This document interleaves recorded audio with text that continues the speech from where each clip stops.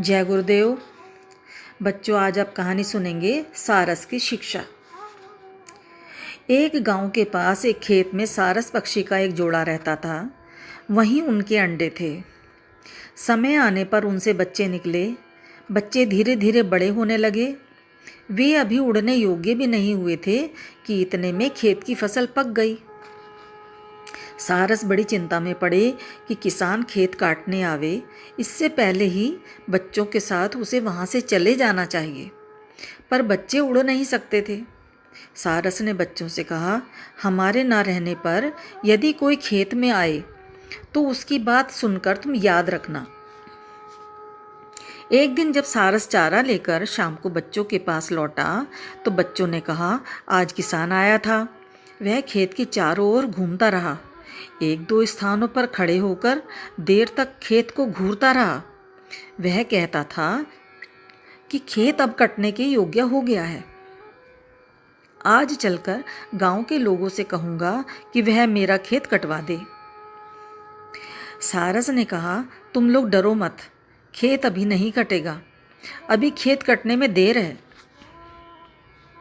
कई दिन बाद जब एक दिन सारस शाम को बच्चों के पास आए तो बच्चे बहुत घबराए हुए थे। वे कहने लगे, अब हम लोगों को यह खेत झटपट छोड़ देना चाहिए। आज किसान फिर आया था। वह कहता था कि गांव के लोग बड़े स्वार्थी हैं। वह मेरा खेत कटवाने का कोई प्रबंध नहीं करते। कल मैं अपने भाइयों को भेजकर खेत कटवा लूँगा। सारस बच्चों के पास निश्चिंत होकर बैठा और बोला, अभी तो खेत कटता नहीं।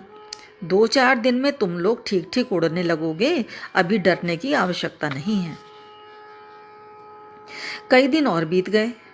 सारस के बच्चे उड़ने लगे थे और निर्भय हो गए थे। एक दिन शाम को सारस से वे कहने लगे, यह किसान हम लोगों को झूठ मूठ डराता है। इसका खेत तो कटेगा नहीं।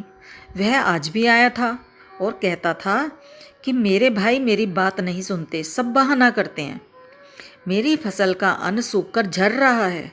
कल बड़े सवेरे में आऊँगा और खेत काट डालूँगा। सारस घबराकर बोला, चलो जल्दी करो बच्चों, अभी अंधेरा नहीं हुआ है। दूसरे स्थान पर उड़ चलो, कल खेत अवश्य ही कट जाएगा। बच्चे बोले, क्यों, इस बार खेत कट जाएगा, यह कैसे? सारस ने कहा, किसान जब तक गांव वालों और भाइयों के भरोसे था, खेत के कटने की आशा नहीं थी।